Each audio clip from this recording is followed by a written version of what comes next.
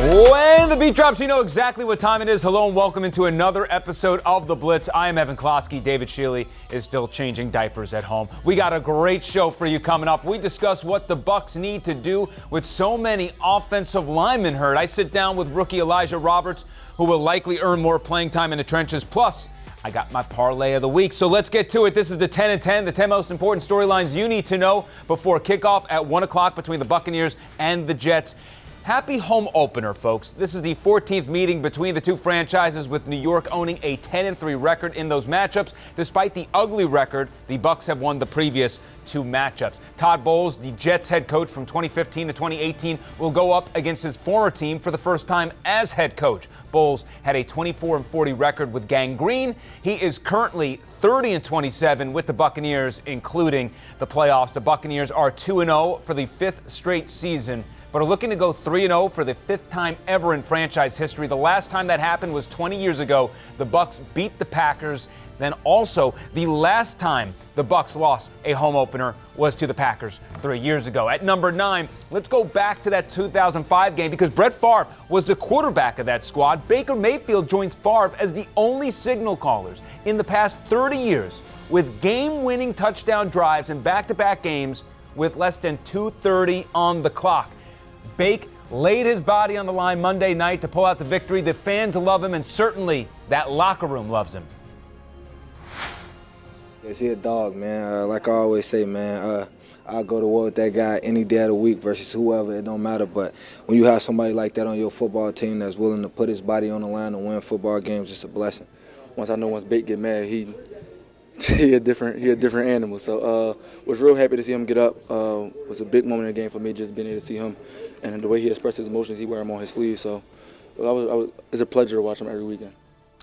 At number 8, the Bucs entered the offseason with arguably the best offensive line in the league, but Tristan Wirfs had surgery and is likely a week or two away from returning. Cody Mauch sustained a knee injury in Houston, so he's out for the season. Luke Gedeke re-aggravated a foot injury, and he's on the injured reserve, though, should return. That leaves Graham Barton and Ben Bredeson left for this weekend, and they're out of position. This is a nightmare. This is on top of Michael Jordan hurt, who has stepped in nicely at that left guard position. We could see Luke Haggard play. We could see Elijah Klein play. Charlie Heck likely needs to be out there and play right tackle. Anything is on the table at this point. So let's bring in James Yarcho for a Locked On Bucs burning question of the week. And James, how on earth can Josh Grizzard manage this offense with so many guys in the trenches sitting on the sidelines? I think for Grizzard, the plan has to be you just rewind the tape to Monday, when the Bucs offense was really carried by the two running backs, Bucky Irving and Rachaad White. With this makeshift offensive line where you have no starters in their natural position, you have to find a way to control the game, and you have to find a way to keep Baker Mayfield from taking another beating. That's going to be the recipe for success, and that's going to open things up for Baker Mayfield and the passing game off of play action, where they're going to find a lot of success. You have Ibuka banged up. You still have Mike Evans out there. Sterling Shepard has been fantastic over the first 2 weeks, so you can use that short passing game early on, but the Bucs have got to lean on Bucky Irving and Rachaad White getting their hands on the ball and picking up 3, 4, 5 yards a clip like they did against the Houston Texans. Thank you so much, James. So at number 7, Bucky Irving and Rachaad White could be an important two-headed monster in this contest. This duo combined for 136 yards on the ground, with Irving tacking on another 50 via the air. The Jets are also coming off a loss to Buffalo, where they gave up north of 220 yards. So this could be the preferred route to go against New York, as James alluded. At number 6, it will be strength versus strength. Breece Hall and the Jets post the 6th best rushing offense. The Bucs have the 5th best rushing defense. But here's the bigger issue. Since 2023, no running back has more receiving yards than Hall. And if you watch the first drive of each of these games for the Buccaneers, running backs have been toasting this team in coverage. At number 5, we talked about Cody Mauch gone for the season. Well, Kalijah Kancey, who is also done for the season after tearing his pec in the win against the Texans. The team signed Elijah Simmons off the practice squad in Arizona to help provide a run-stuffing option. While no one person can replace Kancey, you'll likely see a rotation of folks step in. Logan Hall and Greg Gaines will likely have to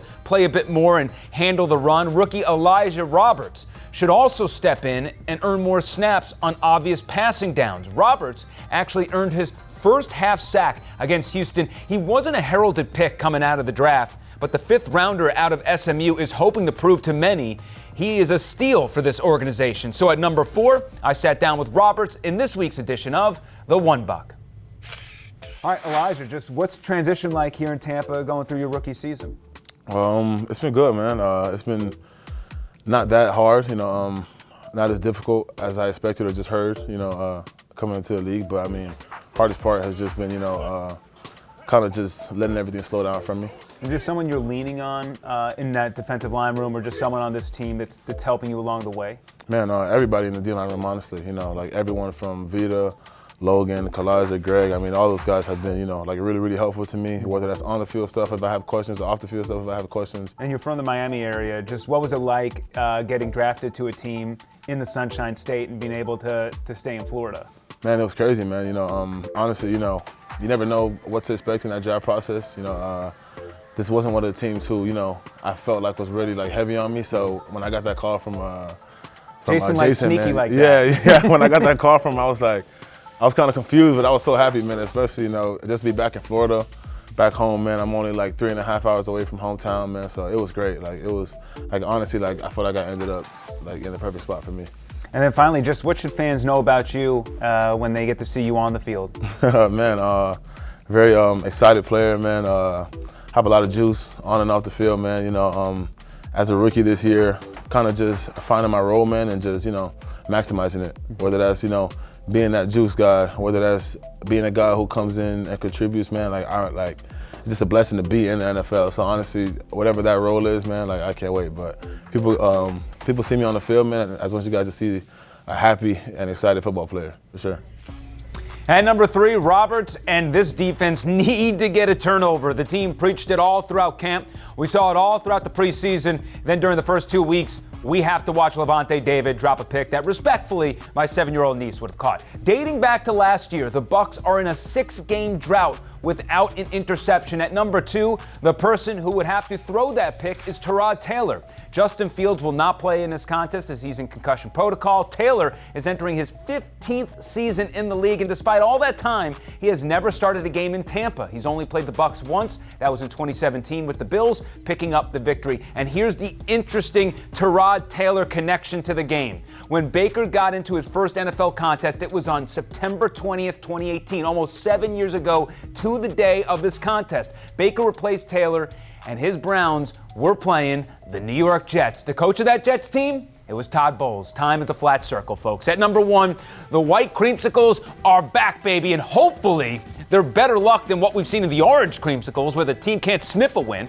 The team will celebrate 50 seasons of Buccaneers football. The first 25,000 fans in attendance will receive a John McKay bucket hat. Steve Spurrier, the franchise's first quarterback, will serve as the captain of the crew. Derek Brooks will lead the team out of the tunnel for introductions. During halftime, more than 100 former Bucs players spanning all eras will be recognized. Will be a tremendous moment in franchise history, seeing all those familiar faces back in the building. The Tampa Bay Buccaneers announced their top 5 Buccaneers of all time, and this is what the top 5 looked like. Derek Brooks, Leroy Selman, Warren Sapp, Mike Evans, Rondé Barber. Maybe you can argue about the order of these 5, but it's hard to argue that this isn't the 5 in some capacity. All right. Let's get to the all-out blitz and start with my parlay of the week. Back-to-back games. I have sunk my parlay because Mike Evans did not score, so I'm taking him out of it. I'd suggest you hammer it because of that fact. I got Rachaad White over 33.5 total yards, Tyrod Taylor over 18.5 rushing yards, and Breece Hall over 20.5 receiving yards. That's plus 550 for you. As for what we got cooking on 10 Tampa Bay, it's one game. New Orleans at Seattle. You can catch a preview of 2 opponents the Buccaneers will play later this season. Checking out our Blitz picks record.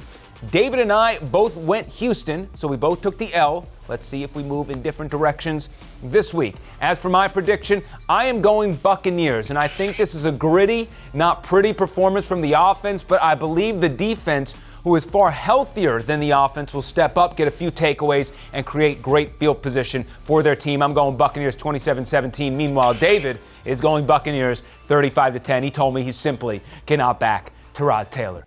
respectfully. Thank you so much for joining us on The Blitz. Remember, kickoff is at 1 o'clock from Raymond James Stadium next week. The defending Super Bowl champions are in town. For David Shealy, home with the baby, I am Evan Closky. This is The Blitz. We will see you same time or same place next weekend.